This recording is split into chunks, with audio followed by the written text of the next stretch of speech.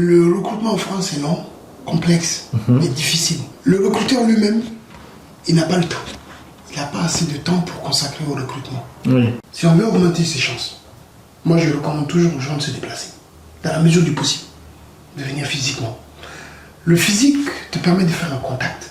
Si tu n'es pas pris, il faut réussir à se détacher. Il faut essayer de sorte à se détacher. Très difficile à faire. Oui, mais comment tu expliques Jupiter? Des gens qui font tout un process de recrutement, 5 entretiens, après on ne les prend pas. Tu expliques ça comment? Et c'est quoi cette manière de ne pas répondre à des gens? Bonjour, bienvenue sur un nouvel épisode de Assis-toi, on en parle avec Isiaka. Aujourd'hui, on va parler du rejet professionnel qu'on subit chacun d'entre nous. Est-ce que tu as déjà été rejeté professionnellement, Isiaka? Eh bien bonjour Jupiter, d'abord. On n'a pas le temps. Bonjour. Jupiter, il est pressé. Bonjour, mesdames et messieurs. Ben écoute, est-ce que j'ai déjà eu un rejet professionnel? Bien sûr, Jupiter. Quelle question? Comme des millions de gens. Oui, mais moi, en te connaissant, tu étais plutôt de l'autre côté du recrutement, souvent dans la majorité de ta carrière professionnelle. Oui, mais avant d'y être, avant d'avoir des responsabilités dans une entreprise, j'en avais pas au début. Oui, c'est vrai. Oui, avant de les avoir, j'ai commencé comme par tout le monde, tout en bas de l'échelle. Donc, si je peux dire les choses de cette façon-là, il a fallu que je me fasse embaucher, comme tout le monde, au départ, à la sortie de mes études. Eh bien oui, j'ai eu des rejets. Oh mon Dieu, si tu savais, j'en ai tellement reçu. J'ai arrêté de compter. J'ai arrêté de les compter, donc ouais, j'en ai reçu. Et toi alors? De rejet professionnel, je dirais j'en ai reçu énormément. Du fait que j'ai eu un parcours pas assez atypique et donc en rentrant de Dubaï ou de mon expérience aux Émirats. Et quand tu rentres en France, tu n'as pas un parcours assez linéaire. Ouais. Donc les gens te posent des questions. Qu'est-ce que tu as fait ici? Pourquoi tu n'as pas fait ça? Et donc ça, souvent, quand tu ne rentres pas dans une moule, ben ça commence à poser des questions. Et souvent, quand tu rentrais, j'ai donné ça aux recruteurs. Des fois, ça pouvait poser peu de problèmes. Surtout à l'époque où on n'avait pas la reconversion professionnelle. Donc c'était pas quelque chose qui était assez courant, quoi. Ouais, je comprends. Comparé qu'aujourd'hui.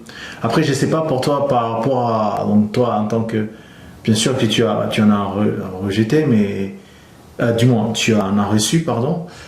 Mais en tant que recruteur, souvent aujourd'hui on a le système de ATS, je crois que ça s'appelle. Oui, l'ATS. Comment on moi je trouve souvent que c'est assez froid.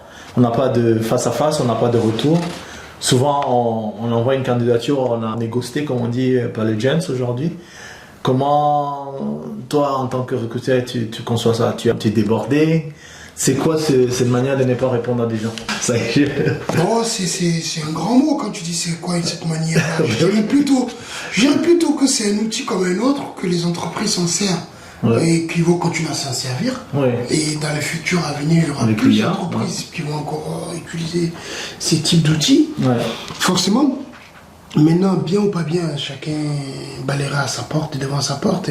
Mais si toi tu mets une annonce sur LinkedIn ou sur des sites de job, tu reçois une centaine de candidatures. Je ne sais pas combien sont filtrés ou pas. Tu n'as pas toujours le temps. Un recruteur, je suis sûr de moi, dans sa journée, il a tellement de choses à faire que le recrutement fait partie d'une partie de ses tâches. Et le recrutement, tu le fais quand il y a un besoin. Parfois, le besoin, il n'y est pas. Tu as des absents, tu as un arrêt maladie, tu as un salarié qui est malade, tu as un salarié absent, tu as un salarié qui a eu une disponibilité ou des problèmes de dernière minute, ou quitte l'entreprise. Voilà. Mais en général, s'il n'y a pas des raisons pour remplacer quelqu'un, tu ne le remplaces pas ou tu ne recrutes pas. Le recrutement, il est soumis à une volonté de développement de l'entreprise ou à un besoin nécessaire. Donc souvent, les entreprises, quand ils rentrent dans le process de recrutement, tu peux avoir des rejets parce que peut-être qu'il y a beaucoup de candidats, mais il y a peu de place. Oui, mais donc, du coup, dans ce cas-là, donc, tu automatises tout. Bien sûr que comme tu m'as dit, tu n'as pas le temps, tu automatises tout. Et nous, en face, le candidat, on met souvent énormément d'émotions, d'implications pour envoyer notre candidature. Tu peux comprendre que quand même, de l'autre côté, on ne reçoit pas une réponse, soit positive ou soit négative. C'est-à-dire, on doit gérer déjà de toute façon nos émotions, on doit gérer nos attentes. Tant mieux que tu aies mis des émotions dans le projet de recrutement, c'est tant mieux. Ça prouve ta motivation, ça prouve ton implication. Je dirais même, ne pas mettre de l'émotion, ne pas s'impliquer dans la recherche d'emploi professionnel, tu n'augmenteras pas tes chances d'avoir quelque chose. Hein, parce que déjà, quand tu es impliqué, tu ne les as pas. Alors quand tu n'es pas impliqué, je ne suis pas sûr que tes chances sont bonnes. Bon, en tout cas, je dis ça, je dis rien, mais mes façons de parler. Ce que je veux dire par là, c'est que si on veut que ça marche, si on veut augmenter ses chances, moi je recommande toujours aux gens de se déplacer, dans la mesure du possible, de venir physiquement. Le physique te permet de faire un contact. Ce contact-là permet de prendre la température. Toi, Jupiter, tu es quelqu'un plutôt de créatif. Tu as des idées, tu innoves. Et les métiers, c'est pas adapté pour eux. Donc la personne, comme toi, va pouvoir mettre des choses en place, de la créativité. Mais à des postes, ça n'a pas besoin de ça pour être embauché. Donc il faut vraiment regarder ce qu'on recherche, la spécificité du métier, et aussi s'assurer qu'il y a un besoin, qu'il y a une recherche réelle, que cette entreprise veut recruter. Voilà. Il n'y a pas que toi qui veux rentrer dans la boîte qui va faire que... Et souvent, le meilleur levier que je conseille aux gens, je recommande fortement l'entourage. Discutez avec votre entourage, parlez-en à eux, informez-vous, posez des questions. Et dites-leur aussi que vous êtes à la recherche d'emploi. Il ne faut pas avoir honte. Ne pas avoir un travail, c'est pas une tare, c'est pas une honte. Je rappelle l'expérience d'un milliardaire, je ne sais plus comment il s'appelle, il a été rejeté chez McDo. Mais il a réussi. Donc le rejet professionnel, c'est temporaire. C'est pas une faire en soi-même. Donc ce qu'il faut, c'est comme j'ai dit, discuter avec votre entourage, et votre entourage, n'ayez pas honte d'en parler. Parce que vous êtes les mieux placés. Quand vous êtes dans une structure, vous pouvez demander à votre RH, est-ce qu'il y a un projet de recrutement prochainement? Est-ce qu'il y a une intention d'embaucher des gens? Est-ce qu'on a besoin d'effectifs en plus? Comme ça, du coup, vous pouvez dire, ah, j'ai mon neveu, mon cousin, ma nièce, mon pote, ma soeur, ma amie, ma femme, qui cherche quelque chose.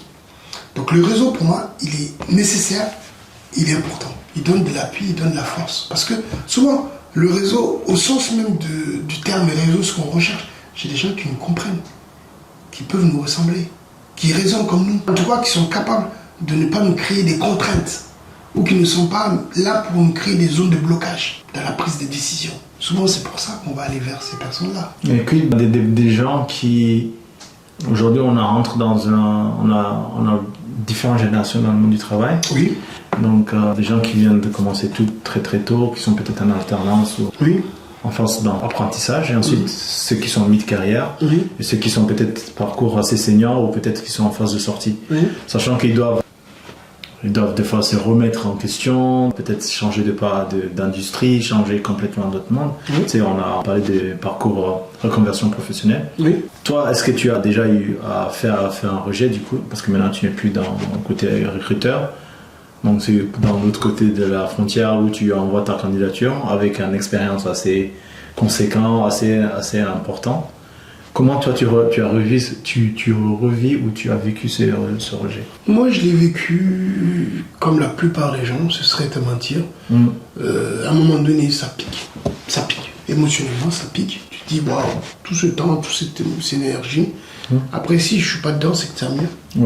C'est que c'était fait pour ça et que parfois même c'est même mieux qu'il t'ait pas répondu. Parce que peut-être que c'était pas un lieu où t'allais t'épanouir. Donc il faut avoir un détachement par rapport à... Si t'es pas pris, il faut réussir à se détacher. Il faut essayer de sorte à se détacher. Très difficile à faire. Oui, mais comment tu expliques Jupiter? Des gens qui font tout un process de recrutement, 5 entretiens, après on les prend pas. T'expliques ça comment? Ça c'est des postes de cadre. Jamais été fait. Enfin, je connais des gens qui ont vécu ça, mais est-ce qu'ils avaient peut-être un pool de candidats qui était assez intéressant? Et effectivement, ensuite ils ont fait un processus d'élimination. Parce que moi, j'ai traversé ça une fois. Quand j'avais mon premier boulot professionnellement, on était 300. Et à la fin, on a terminé au bout de 2-3 jours. On était tombé sur le 10 dernier. Et ça, c'est un processus de recrutement, je suis d'accord avec toi, mais quand tu as fait 5 entretiens et qu'à la 5e, vous êtes que 2 ou 3 et qu'il y en a un qui passe pas toi, peut-être qu'il n'y avait pas assez de places, de postes à pourvoir, tout simplement. Et qu'on voulait le meilleur des meilleurs, ou peut-être on voulait un profil spécifique. C'est quoi un profil spécifique? Peut-être on cherchait quelqu'un de pragmatique, peut-être on cherchait quelqu'un de jovial, peut-être on cherchait quelqu'un qui est plus à l'aise avec le contact. Ça, après, tu n'as pas ces outils-là en main. Tu ne les as pas. Parfois, on ne cherche pas qu'un opérateur, un technicien pur et dur. parfois on va chercher d'autres qualités en plus que ce que le poste demande. Okay. Parce qu'il faut intégrer cette personne dans une équipe. Voilà. J'en ai parlé dans mes échanges. Moi, je suis quelqu'un de très pragmatique.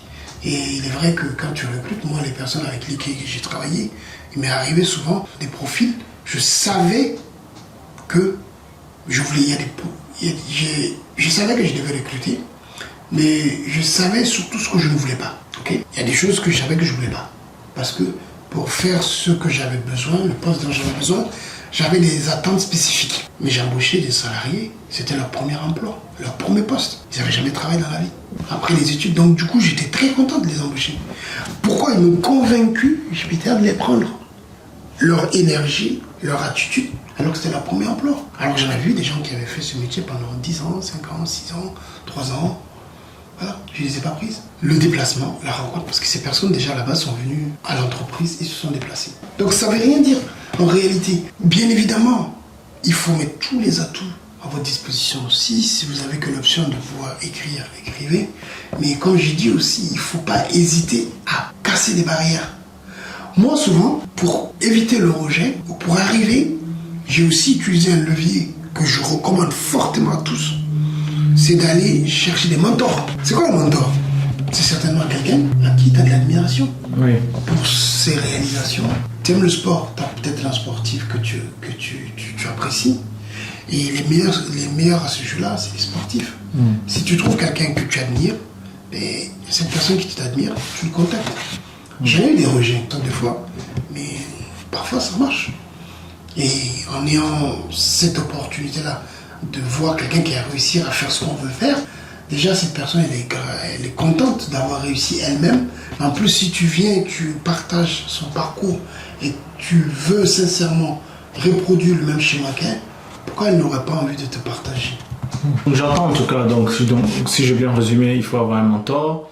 Le rejet fait partie d'un parcours professionnel, donc il faut d'y travailler sur son mental. Ouais, son mental, ouais. Et aussi, effectivement, il faut aussi se déplacer physiquement. Oui, physiquement, et parler aussi beaucoup à son entourage. Dans la mesure où c'est possible. Voilà. Mais quid de la confiance en soi après avoir reçu énormément de rejets? Comment quelqu'un peut se créer aussi d'autres conditions en dehors d'un parcours assez classique? Moi, je donne par exemple, moi étant dans une industrie créative, souvent il faut avoir un portfolio de projets auxquels on aspire, auxquels on veut postuler. On n'était pas d'accord sur le fait que voilà, sur LinkedIn, sur certains aspects, tu devais construire, c'est-à-dire que j'ai construit un projet, j'aspire à faire, je sais pas moi, social media manager, creative director ou un vidéaste. Tu crées des projets à côté qui dit voilà telle et telle compétence, voilà ce que j'ai fait, voilà ce que je peux résoudre pour toi. Mais dans un système où moi je viens d'un système anglophone où c'est show me what you can and I'll give you the job. Oui. Mais après en France on a montre-moi ce que tu sais faire et je serai convaincu par toi. C'est ça. Mais en France aussi on a beaucoup de barrières par rapport au recrutement, au licenciement et toutes ces choses-là. Donc il faut peut-être faire tel et tel parcours, tel et tel... J'irai plus loin que ça mon ami. J'irai plus loin que là mon frère. C'est-à-dire que c'est même pas que ça, JP. C'est que le recrutement en France est long, complexe et difficile. Le recruteur lui-même, il n'a pas le temps. Il n'a pas assez de temps pour consacrer au recrutement. Oui. Il faut aussi des personnes qui t'accueillent dans l'entreprise pour t'intégrer. Parfois, on n'a pas toujours ces profils disponibles. Et ça a un coût financier. Parce que tu payes quelqu'un qui n'est pas encore opérationnel. En fait, le recrutement pour l'entreprise, particulièrement en Europe, c'est plus une charge que... Voilà. Parce qu'il y a une phase de formation qu'il faut payer sans avoir de résultats. Tout ça peut expliquer parfois le fait que l'employeur, parfois désiste ou ne va pas jusqu'au bout du process. Ou ne recrute pas suffisamment autant de candidats voulus ou souhaités. Au-delà, indépendamment même du fait que les profils n'ont pas les compétences qu'ils recherchent spécifiquement aussi, parce qu'il y a aussi une question de compétences. Hein. Voilà, comme je dis, il ne suffit pas d'avoir un réseau si tu ne sais pas faire le travail. Hein. Parce que là, tu prends l'entreprise et c'est dans le mur que tu vas le faire. Voilà, ça ne suffit pas. Il faut plus que ça. Il faut les compétences, mais aussi il faut l'aptitude. Et c'est vrai que, je te rejoins là-dessus, la mentalité européenne, on n'est pas, on va dire qu'on est un peu plus en retrait. On est plus passif qu'actif. C'est vrai, je te le concède. Ceci dit, on peut le contourner, ce levier. On peut le contourner, il est possible de le faire. Et comment? Il faut arriver à dissocier notre esprit de ce que nous appelons l'émotion. C'est-à-dire que si je suis rejeté, parfois on va me rejeter mal ou pas comme j'aurais voulu qu'on le fasse. Et il y a aussi l'aspect business. Okay? Donc l'aspect émotionnel de la chose, c'est sur le plan déontologique. Oh, c'est pas bien, ça se fait pas, il faut pas rejeter quelqu'un qui t'a aidé, machin, tout ça. Oui, mais dans le monde des affaires, ce qui prime d'abord, c'est l'aspect financier. Parce que l'entreprise, elle doit survivre, elle doit vivre, elle doit pérenniser dans le temps. Je n'apprends rien à personne là-dessus. Donc, quand tu peux gagner 100 € et que tu peux gagner 300 €, tu choisis quoi? 300 €, bien sûr. Naturellement. Je pense, vous me direz ce que vous en pensez, mais vous n'allez pas prendre le moins cher. Vous allez prendre celui qui vous rapporte le plus. Les mieux placés à ce jeu-là, c'est les sportifs. Dès le bas âge, on leur apprend que contrat 3 ans, 5 ans, une fois qu'on ne veut plus de toi, on prend le prochain. Et ils sont appris à faire la part des choses. J'ai donné le cas la dernière fois quand on a discuté, le fameux cas le plus connu, Lionel Messi. Il quitte le Barça pour le PSG. C'était Paris. Et pourtant, qu'est-ce qu'il n'a pas fait pour le Barça? Ouais, c'est un parcours assez... Attention, bien évidemment, ça reste un grand joueur. Mais le projet du Barça, à ce moment-là, était porté sur une nouvelle génération, je pense. Voilà. Donc c'est pour ça que je dis, il y a l'aspect financier, il y a l'aspect déontologique et émotionnel de la chose. Donc vous, quand vous vous sentez rejeté, n'ayez pas honte. N'ayez pas honte. Pourquoi?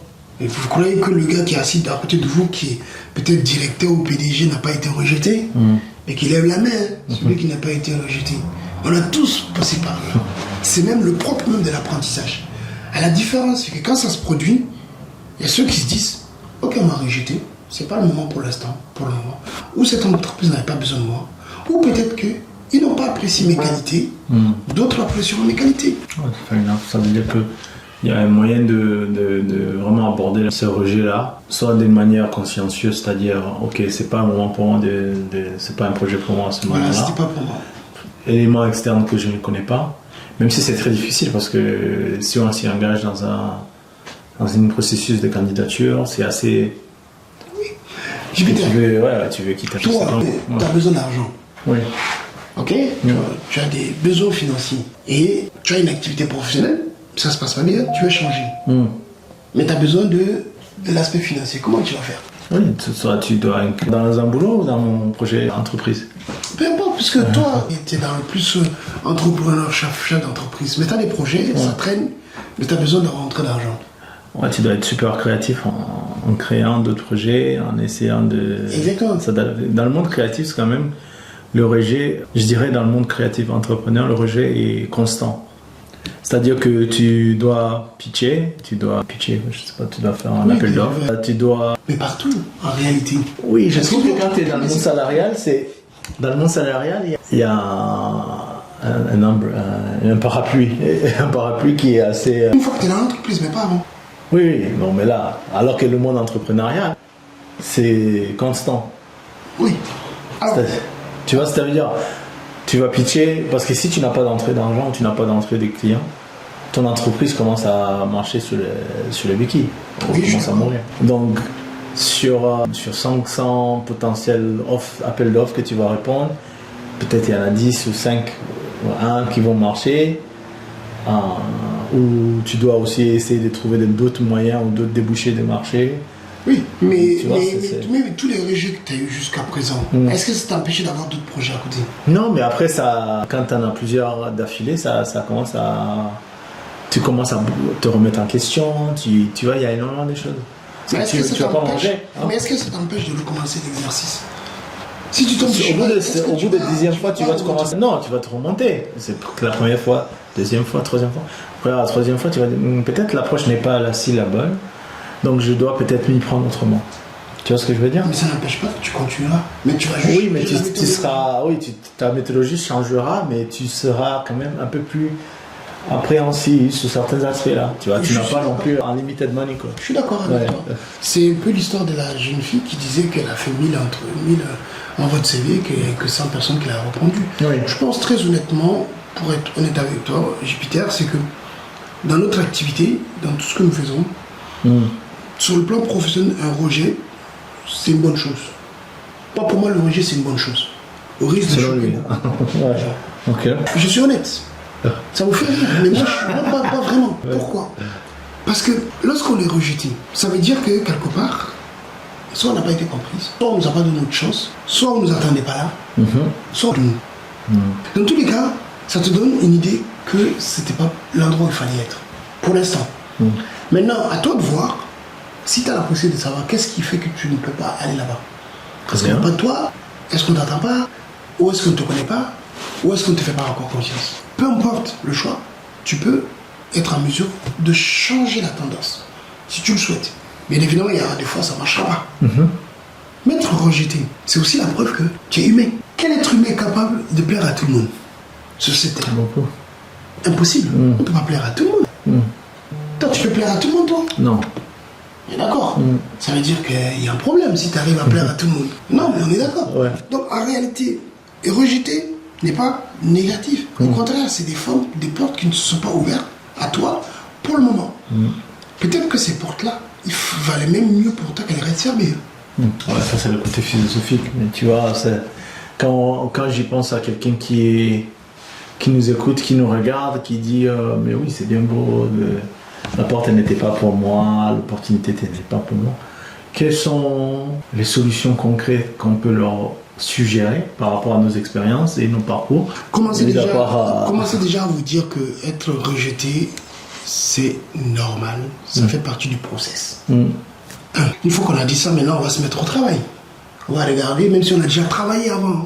Attention, je ne suis pas en train de dire que vous n'avez pas travaillé avant, mais je suis en train de dire que peut-être que votre stratégie n'était pas suffisamment adaptée ou ne vous permettez pas d'aller là où vous voulez aller. Si toi, tu es quelqu'un d'introverti, qui ne parle pas aux gens, qui ne sait pas s'exprimer sur la place publique, ou qui ne parle pas facilement aux gens, qui ne s'intègre pas si facilement, qui va dans son coin, mais qu'il cherche quelqu'un qui soit hyper extraverti, qui parle à tout le monde, qui veut aller, qui est commercial, tout ça. Peut-être que, franchement, merci qu'ils t'ont pas pris, parce qu'ils allaient te rendre la vie difficile.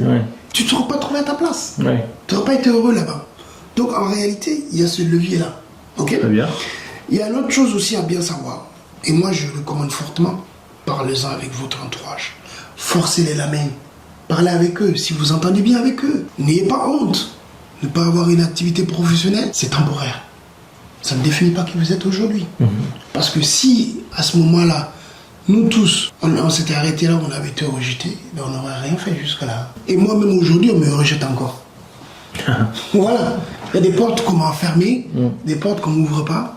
Mais alors tu passes à autre chose. Je passe à autre chose. C'est pas faux. Et je continue. Et je continue parce qu'il y aura forcément une porte qui va s'ouvrir.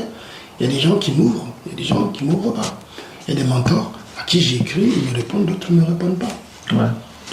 Tu choisis un petit peu ce côté-là de mentor.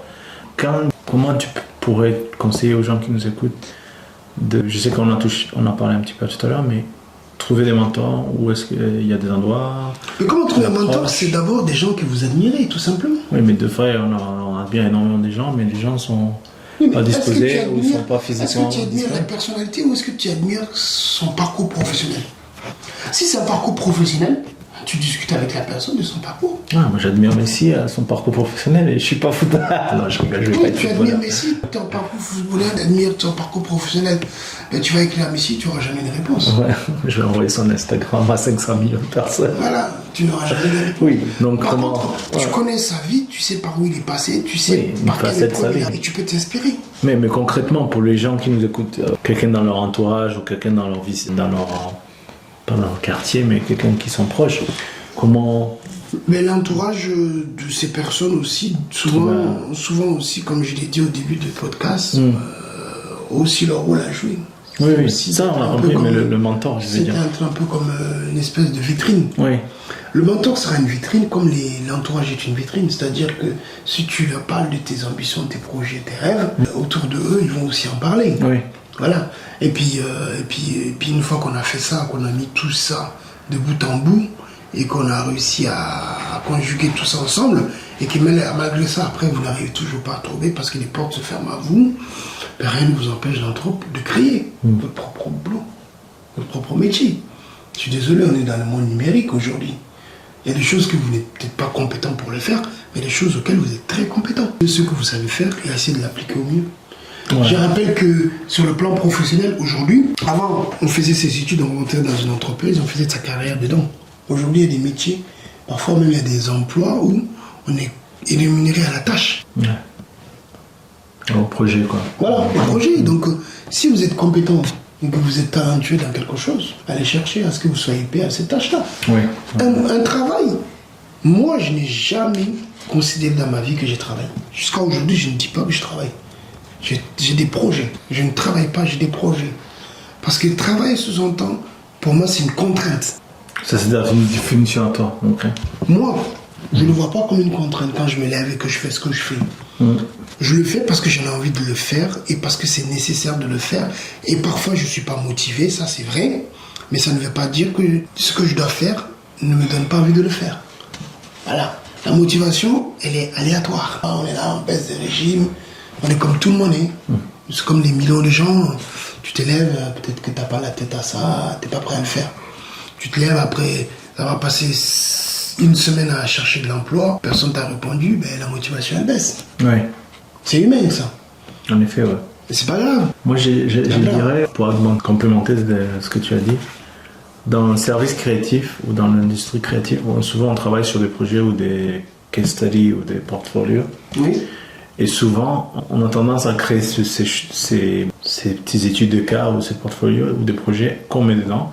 Et ensuite, pour des boulots auxquels on inspire ou des projets auxquels on inspire à postuler. Donc je sais que c'est pas le cas de tout le monde. Si quelqu'un travaille dans un chantier, il va pas te dire oui, je vais te créer une route pour éventuellement créer une autre route.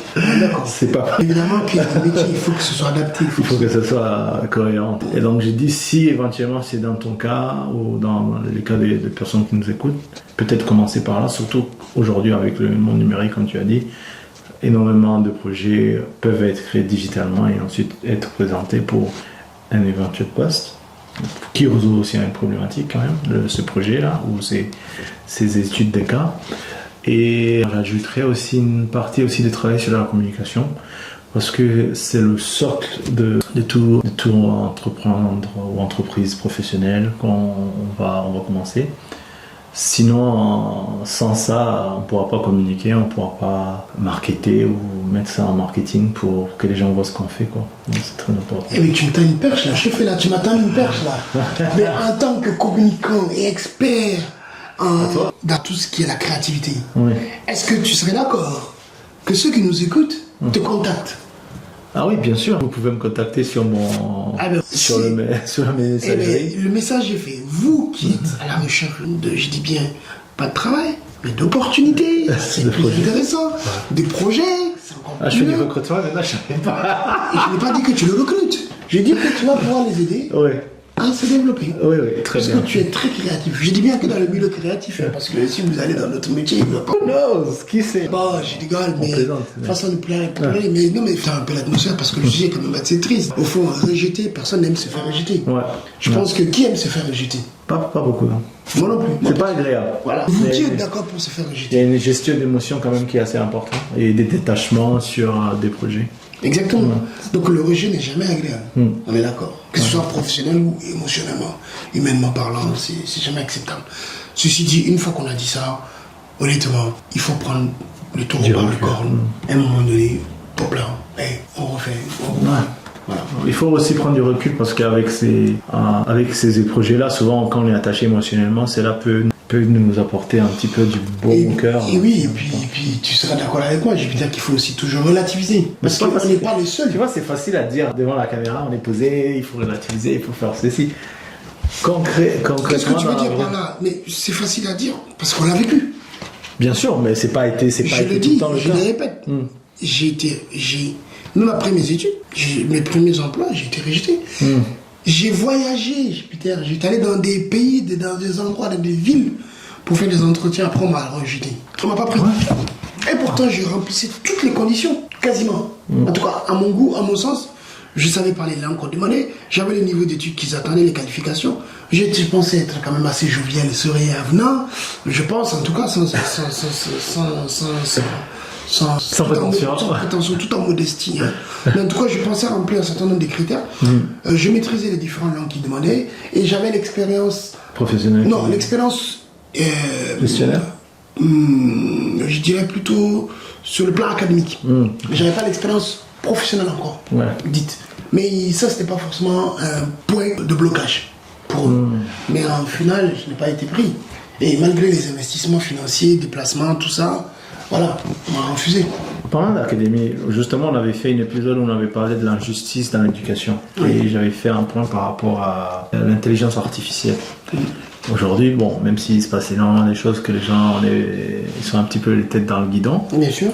Nous rentrons dans une phase où énormément de boulot d'ici 5-6 ans, 10 ans, dans les horizons de 5 ans, vont commencer à disparaître, comme ça s'est fait dans le passé. Il y a des fois de chance. Et il y a aussi des boulots qui ne sont pas encore, qu'on ne connaît pas, qui vont commencer à apparaître. Bien sûr. Personne ne savait ce que c'était un social media manager il y a 20 ans, tu vois, par exemple. Comment, donc, il y aura ce côté-là où les gens vont être demandés à être transposer leurs compétences. On peut pas dire compétences douces. En anglais, on dit soft skills. C'est la traduction. C'est plutôt des qualités qui existent, mais qui ne sont pas forcément un promis. Ouais. Voilà. Comment les gens peuvent se réadapter, parce que ça, c'est à notre porte aujourd'hui. L'évolution du marché de l'emploi avec la technologie, comment les gens s'adaptent. Parce que là, il y a des gens qui vont faire le rejet, il y a des gens qui vont sortir. Est-ce qu'ils en ont envie, Jupiter? C'est ça la vraie question. Est-ce que ces personnes ont envie? Non, mais ça te paraît évident, mais pas du tout. Si tu t'élèves et que toi, tu as fait toujours le même boulot pour payer les factures, pour nourrir tes enfants, on vient, on te dit, il faut tout changer parce que mais, de toute façon, tu vas toucher le même salaire. Ok, je vais prendre la question autrement. Je vais dire que plutôt que progressivement, il faut intégrer le changement. Parce que le changement, il est inévitable. C'est comme la mort et les taxes. Les taxes. Oui, je suis d'accord. D'accord. Donc, soit progressivement, on l'intègre, et surtout dans un monde professionnel qui change continuellement très très rapidement, des nouveaux outils, des nouveaux je sais quoi. Si on n'intègre pas, on se retrouvera au bas-côté de la route. Si c'est bien, pas bien, ça c'est une question morale. Encore une fois de plus, pour les sociologues, il faut dissocier l'aspect émotionnel qui est lié à la déontologie. On va dire oui, mais c'est pas raisonnable, c'est pas bien, c'est pas humain, c'est pas si. Ok, je comprends. Ça, c'est la partie émotionnelle qu'on a. Et après, l'aspect financier qui est totalement à notre levier, à notre registre, qui n'a rien à voir avec ça. C'est-à-dire qu'on va regarder sur la viabilité et la durée du projet. Mais les gens, ça tu parles du côté entreprise là, ou si j'entends même les gens, même vis-à-vis des gens. Parce qu'une personne, lorsqu'elle décide d'aller chercher du travail, c'est parce qu'elle veut libérer son temps contre une rémunération. J'en conviens, mais moi je parle pas de même le cas spécifique de quelqu'un qui va... Toi tu parles de l'évolution de la technologie pour nous. Oui, mais à l'intérieur, c'est-à-dire qu'il ne faut pas attendre que tu n'as plus de travail. Tu vois ce que je veux dire? Prevention is better than cure, c'est-à-dire tu dois anticiper. Bon, je sais que les gens n'ont pas 17 heures par semaine. Oui et non, parce qu'il y a des gens, honnêtement, bro, dans le monde des affaires, quand tu te sens rejeté, parfois, ça laisse des traces. J'en conviens. Donc tu vois, tu as dit, on construit notre estime de soi, que le rejet, on va en recevoir dans nos... On doit partir du principe qu'il y aura des rejets et que c'est pour tout le monde. Très bien, je suis d'accord. Une fois qu'on a dit ça, on passe. Moi, j'ai dit, je pense, je diagnostique comme un docteur, j'ai dit, ok, il faut que, avant que le changement vienne... Quelqu'un qui est en poste, du coup, toi tu parles de ceux qui sont déjà en poste. Quelqu'un est en poste ou quelqu'un mais ça ne correspond pas à ce qu'on dit, nous.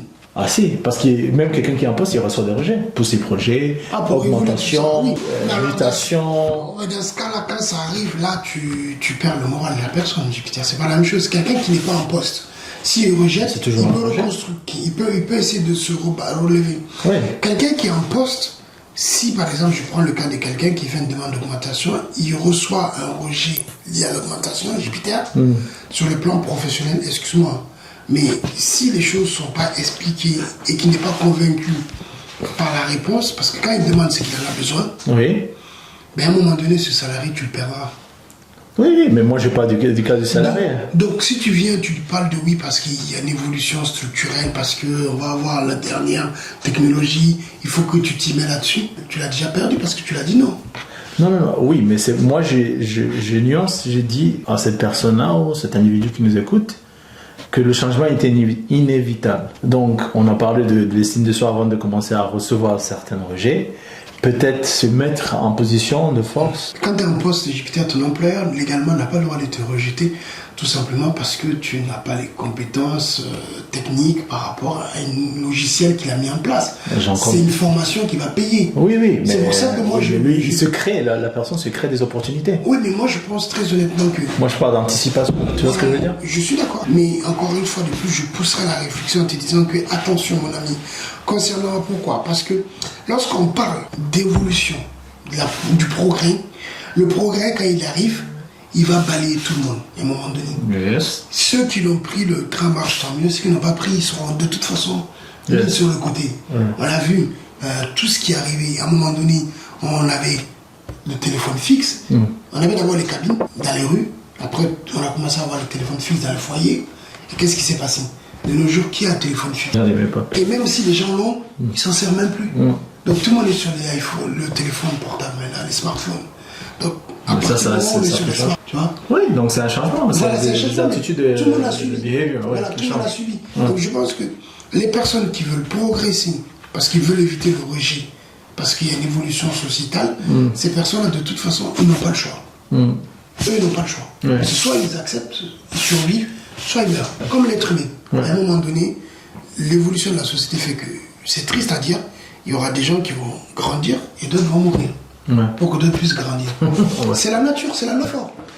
Que ça plaise ou non, c'est une vérité absolue. Donc ne venez pas me regarder en disant que ce qu'il dit, non, c'est une vérité. Je sais pas ce que vous en pensez. Mettez dans le commentaire par rapport à ce commentaire qui parle. Moi, j'ai dit, je suis plutôt de l'école d'anticipation. Parce que le rejet est inévitable, bien sûr, on en convient. Après, lui, de l'autre côté, il dit c'est pas possible ou c'est possible. Mais je pense qu'il faut anticiper certaines choses. Si on peut, bien sûr. Si on a l'entourage, on a la connaissance.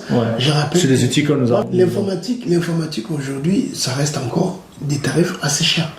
Et tout le monde n'a pas accès à un PC. Il y a des PC, bien sûr, dont les prix sont abordables sur le marché public, mais ça reste quand même des PC, des ordinateurs où Jupiter, c'est pour faire des tâches rudimentaires. Celui qui va aller plus loin, comme toi, dans la créativité, je suis désolé, il ne prend pas un ordinateur qui a le même prix sur le marché.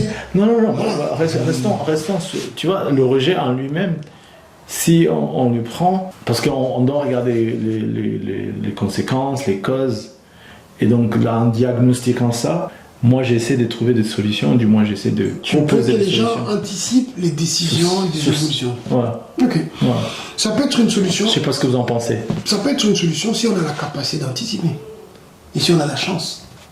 Parce que toi, moi aujourd'hui on parle de la technologie. Si je t'avais pas comme ami, je ne me serais pas intéressé à la technologie.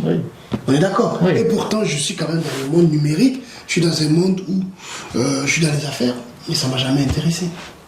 Mais c'est en parlant avec toi que j'ai senti l'importance et la vague de la chose. Donc, tu vois ce que je veux dire? Ça ne veut pas dire que je ne suis pas intelligent. Ça veut juste dire que ce n'était pas quelque chose qui me stimulait tant que ça. J'avais d'autres centres d'intérêt. C'est aussi pour ça que je disais que l'entourage a son importance réellement. Voilà, ça, c'est les outils qui nous ont dit. Exactement, parce que ce levier de dire je veux arriver, je veux anticiper, c'est parce qu'on a l'information en amont. Parce que quelqu'un nous a dit, il y a plein de choses qui arrivent. Présent. Exactement. Toi, tu t'es intéressé à ces choses-là naturellement. Tu t'es renseigné grâce à ta curiosité. Tu t'es auto-éduqué, auto-formé. La preuve, dans beaucoup de domaines, tu t'es appris tout seul, tu es autodidacte. Alors que moi, j'ai tout le temps suivi un cheminement. Le process de on me forme, on me montre, on m'apprend. Voilà. Ma curiosité, elle ne va pas sur ces domaines-là, elle va sur les choses que j'aime, que je fais. Comme la plupart des gens sur cette terre. Quand on n'est pas passionné par quelque chose, on ne s'y intéresse pas. Voilà, sur cette belle parole, je ne sais pas ce que vous en pensez. Vous êtes plutôt team on anticipe, dans la mesure du cas possible, bien sûr. On est plutôt team pragmatique, comme my homie Isiaka. Je sais pas ce que vous en pensez, en tout cas. Je ne vous demande pas de choisir, sincèrement, parce que là, il a bien écrit les guerres civiles. Team Creative Team. Hey, mettez Team Creative. Dites-vous que vous êtes juste sur la team de votre team. Vous êtes votre team. Non, mais on est dans la communauté. C'est Team Jupiter. Chacun a sa team. Il n'y a pas de Jupiter, il n'y a pas de... Voilà. Pourquoi moi, que si vous voulez me suivre, mais je ne suis pas créatif en tout cas. Résumons pour les gens qui ne sachent pas. Les gens qui sont un petit peu dans le besoin, donc c'est-à-dire que pour combattre, c'est du moins pour vraiment trouver des outils. Donc il faut chercher à collaborer, avoir un entourage qui nous soutient, des mentors, comme Isiaka a dit. S'il est déplacé, donc c'est déplacé si on peut aller avoir toujours ce contact physique si c'est possible ou si c'est nécessaire dans certains cas. Et n'ayez pas peur. Voilà. Moi j'ai aussi l'approche créative, c'est-à-dire créer des projets de côté qu'on peut présenter pour se créer une opportunité, parce que celui qui est sur la piste de danse aura l'opportunité de danser, pas celui qui est sur le côté. Je sais pas comment dire, hein. C'est comme ça on dit en français. Opportunity waits for no one, right? Et à la fin, une dernière peut-être? Une dernière, bien sûr. Une dernière pourra toujours être qu'à un moment donné, on a parlé du courage, on a parlé de la motivation. Ouais. On a aussi parlé on a parlé des mentors, on a parlé de l'expérience. Oui. Et après, je vois pas, si vous avez d'autres idées, faites-nous partager. Écrivez-les en bas. Voilà. N'hésitez pas à partager cet épisode-là si ça vous a intéressé. Et même si ça vous a pas intéressé. Les équipes HRTS et tout ça. Je vous ai dit que je suis drôle. Hein. Les recruteurs, recruteuses parmi notre communauté aussi, si nous avons fait des points sur certains, vous avez trouvé des points pertinents dans l'émission ou dans l'épisode, n'hésitez pas aussi à nous faire part, ça nous fera grand plaisir. Ouais. Et on vous souhaite une bonne fin de journée, on vous dit à un prochain épisode. Merci. Moi aussi je vous dis au revoir et pour rappel, on est tous avons été rejetés. Donc vous n'êtes pas tout seul. Allez, il est l'heure de faire ta page LinkedIn. Ciao.